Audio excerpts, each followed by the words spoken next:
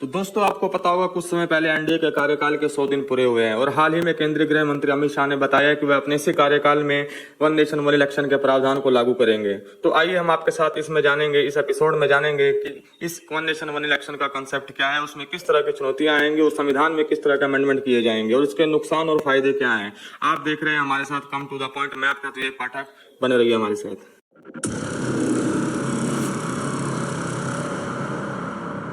साथियों, पहले आप लोकसभा चुनाव और विधानसभा और नगरपालिका चुनाव के लिए अलग समय पर वोट डालने जाते थे, पर जब से वन नेशन वन इलेक्शन लागू किया जाएगा तब से सभी सभाओं के चुनाव एक साथ किए जाएंगे।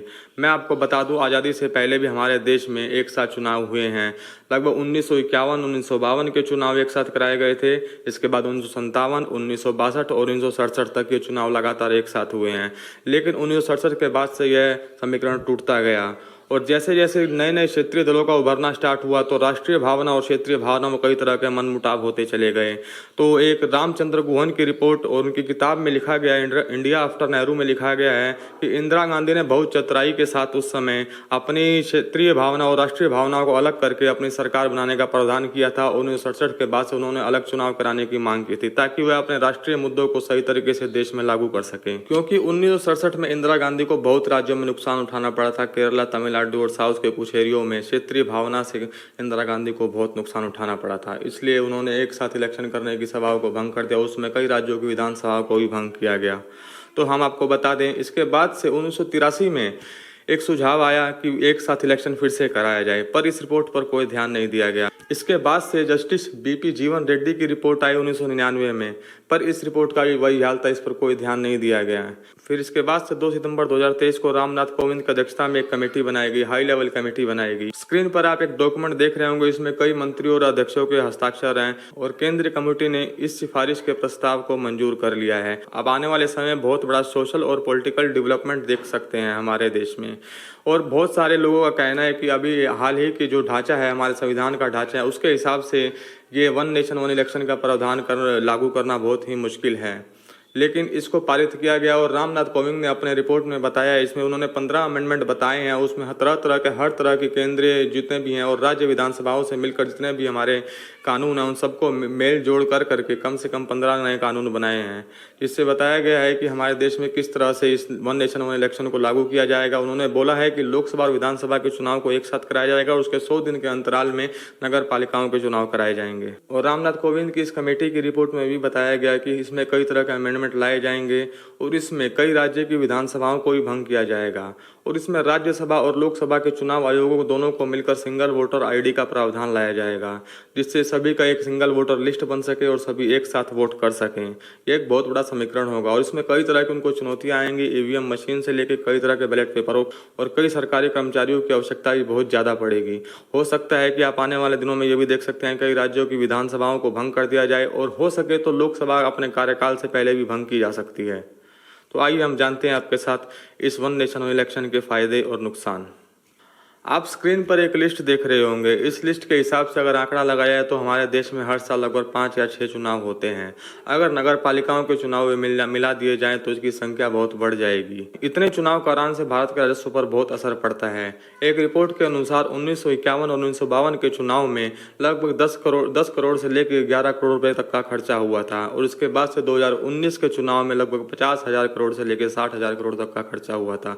और सेंटर फॉर मीडिया की रिपोर्ट के अनुसार 2024 के चुनाव खर्चों का अनुमान लगभग 1.35 लाख करोड़ रुपए का खर्चा है। अभी तो हम आपको ये लोकसभा के चुनाव के सिर्फ खर्च बता रहे हैं और इसमें विधानसभा और नगरपालिकाओं के चुनाव की खर्च जोड़ दिया जाए तो इसकी संख्या बहुत भयावह हो जाएगी। ऐसे बार बार चुनाव कराना भ्रष्टाचार को बढ़ावा देता है, क्योंकि आपको पता है कि कैंडिडेट को करोड़ों रुपए जुटाने पड़ते हैं और आप तो जानते हैं कि सब पैसा कहां से आता है। अगर देश में एक बार चुनाव होता है तो हमारे देश के कॉर्पोरेट कर्मचारियों और इन्वेस्टर्स को बहुत फायदा होगा। उनको बार बार कंपनियों को या फिर राज्यों को या फिर केंद्रीय मंत्री इतने भी लोग हैं इन सभी सभाओं को चंदा नहीं देना पड़ेगा। इसलिए हम आपको बता रहे हैं, अगर वन नेशन वन इलेक्शन का प्रावधान आता है तो इससे वित्तीय बोझ पर बहुत कम असर पड़ेगा और जितना भी पैसा हमारा बचेगा वो सारा स्कूल बनाने में, इंफ्रास्ट्रक्चर बनाने में, रोड्स बनाने में, बिल्डिंग्स बनाने में यूज किया जाएगा ताकि इसका फायदा हम लोगों को मिल सके।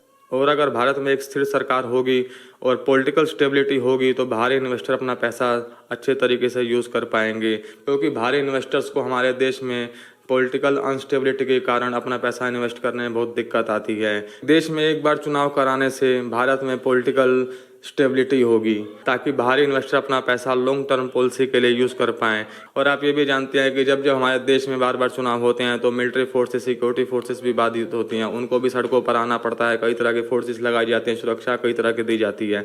और जितने भी सरकारी कर्मचारी हैं, स्कूल की ड्यूटियों में टीचर होते हैं, वह अपनी ड्यूटियाँ छोड़ कर हर राज्य के चुनाव में लग जाते हैं। हर साल ही उनके साथ ऐसा होता है। अगर वो उनके साथ एक बार वन नेशन वन इलेक्शन का प्रावधान लाया जाएगा तो उनको 5 साल में अपने कार्यकाल में सिर्फ एक बार ये ड्यूटी देनी पड़ेगी और उसके बाद से वह अपने सही ओरिजिनल काम पर जा सकेंगे। तो आइए जानते हैं वन नेशन वन इलेक्शन के कुछ नुकसान। देश में वन नेशन वन इलेक्शन को लागू करने के लिए कई लॉजिकल कंसर्न है, कई कॉन्स्टिट्यूशनल कंसर्न है और कोई लॉजिस्टिकल कंसर्न्स है। कोई लोग कहते हैं कि इसके फेडरल स्ट्रक्चर पर भी बहुत असर पड़ता है।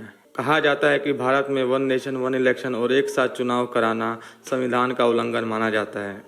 आप संविधान के अनुच्छेद 1 को पढ़िएगा, उसमें लिखा गया है कि भारत राज्यों का संघ है। और डॉक्टर भीमराव अंबेडकर भी कहते हैं कि भारत एक संघ है, यह एक अनडिवाइडेबल है और किसी भी राज्य को भारत से अलग होने का अधिकार नहीं है।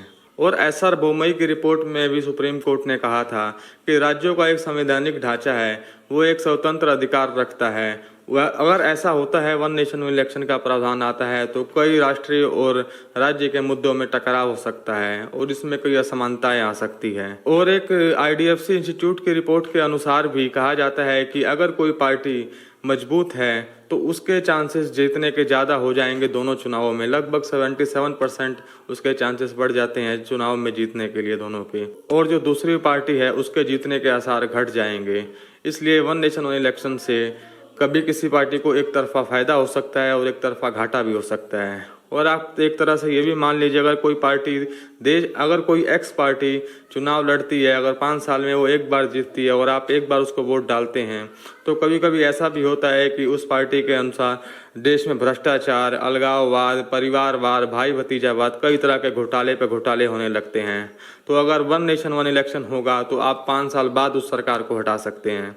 लेकिन अगर हर साल इलेक्शन होते रहेंगे तो आप अपने मत के जरिए अपना नाराजगी जता सकते हैं और अपना सुझाव डाल सकते हैं और उस सरकार को हटा सकते हैं। और साथ ही साथ वन नेशन वन इलेक्शन के आने से इतने बड़े चुनाव को कंडक्ट कराना भी एक बहुत बड़ी चुनौती होगी। इतने सारे बैलेट पेपर्स को बनाना, नए नए EVMs को बनाना, VVPAT को बनाना और इनके वेयर हाउसेस के भी बहुत प्रॉब्लम आएगी। एक रिपोर्ट के अनुसार कहा जाता है इसके अंदर लगभग 7,968 करोड़ रुपए का खर्चा आएगा। लेकिन वन नेशन वन इलेक्शन से एक फ़ायदा हो जाएगा कि प्रति व्यक्ति जो कॉस्ट है चुनाव में वो घट जाएगी। तो दोस्तों, आपने इस वन नेशन वन इलेक्शन के पूरे एपिसोड को देखा। आप भी अपनी राय इस वन नेशन वन इलेक्शन के बारे में हमारे कमेंट बॉक्स में ज़रूर बताएं और आप देखते रहिए ऐसे कम टू द पॉइंट। मैं आपके साथ विवेक पाठक आपके साथ मिलता हूँ नए एपिसोड में। और हमारे चैनल को सब्सक्राइब करना और फॉलो करना ना भूलिएगा। धन्यवाद दोस्तों।